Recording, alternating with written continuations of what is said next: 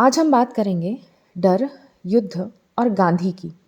क्या आपने कभी ये सोचा है कि अहिंसा का मनोविज्ञान क्या है? आजकल अगर हम दुनिया की खबरें देखें तो एक बात बार बार सामने आ रही है, ईरान, इजराइल और अमेरिका का युद्ध।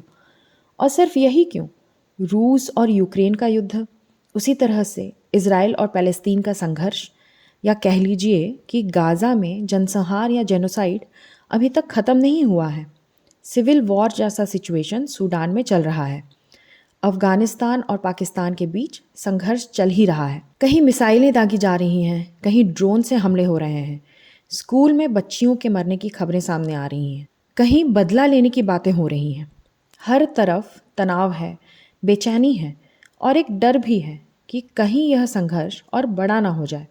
हम भारतीयों को भी चिंता हो रही है कि सिलेंडर में गैस खत्म हो जाएगा तो खाना बनाने के लाले पड़ जाएंगे। ऐसे समय में एक सवाल मन में आता है, क्या इंसान हमेशा से ऐसा ही रहा है? क्या हर संघर्ष का अंत युद्ध में होना तय है?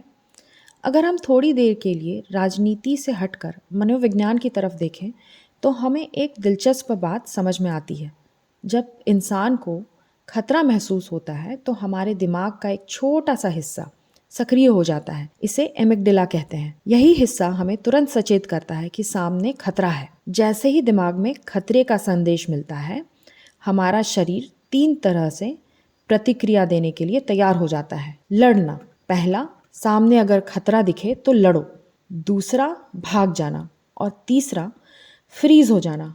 मनोविज्ञान में या साइकोलॉजी में इन्हें फाइट, फ्लाइट और फ्रीज कहा जाता है। यानी कई बार हिंसा इसलिए नहीं होती कि इंसान बुरा है, कई बार हिंसा इसलिए होती है क्योंकि इंसान डर गया है। अब आप अगर इन युद्धों की भी बात करेंगे तो देखेंगे कि ये डर से ओरिजिनेटेड है। ट्रंप डरा हुआ है कि कहीं एप्स्टीन फाइल्स की याद आम लोगों को फिर से ना आ जाए। इजराइल डरा हुआ है कि कहीं मेरी ताकत ना खत्म हो जाए। और ईरान इसलिए डरा हुआ है कि कहीं उसका नामो निशान ही ना मिट जाए। इसके अंदर लालच और चालाकी भी आ जाती है, पर उसकी बात हम फिर कभी करेंगे। इसी डर की बात को बहुत पहले एक व्यक्ति ने बड़ी गहराई से समझ लिया था। उनका नाम था महात्मा गांधी। गांधी का मानना था कि हिंसा या वॉयलेंस के जड़ में डर होता है। अगर इंसान के भीतर डर बैठा है तो वह जल्द ही हिंसा की तरफ मुड़ सकता है। इसलिए गांधी ने जिस रास्ते की बात की थी वह था अहिंसा का रास्ता और सत्याग्रह का रास्ता।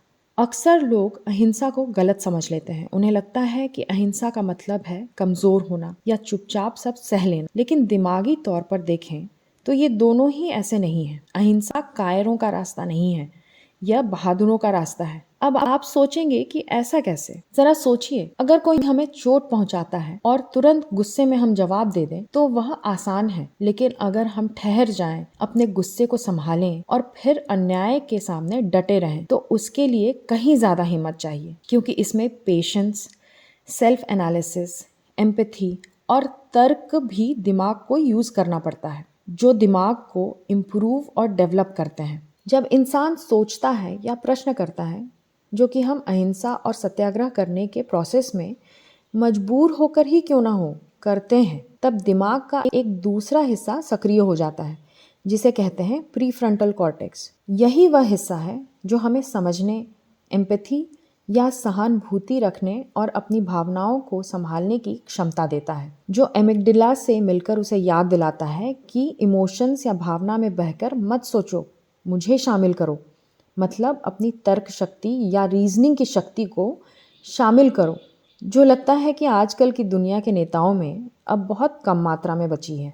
अब यहाँ अगर हम अहिंसा की बात करें तो ये केवल एक नैतिक विचार नहीं है, यह एक तरह से एडवांस या विकसित मानसिकता का रिजल्ट है। गांधी का सत्याग्रह इसी समझ पर आधारित था। सत्याग्रह का मतलब केवल शांत रहना नहीं है, इसका मतलब है अन्याय के सामने खड़े होना, लेकिन बिना हिंसा के। 1930 का नमक सत्याग्रह इसका एक उदाहरण है। जब हजारों लोग शांतिपूर्ण तरीके से कानून तोड़ते हैं और सत्ता उन पर हिंसा करती है तो धीरे धीरे दुनिया को दिखने लगता है कि सच किसके साथ। इसी तरह गांधी की अहिंसा केवल एक नैतिक शिक्षा नहीं थी, वह एक तरह की साइकोलॉजिकल रणनीति थी या टेक्निक था। आज जब दुनिया फिर से युद्ध की तरफ बढ़ती दिखाई देती है, तब शायद गांधी की सबसे बड़ी सीख यही है कि असली ताकत हथियारों में नहीं होती, दिमाग को कंट्रोल करने में होती है। दिमाग में बस जो आ गया वो कर दिया या जो आ गया वो कह दिया,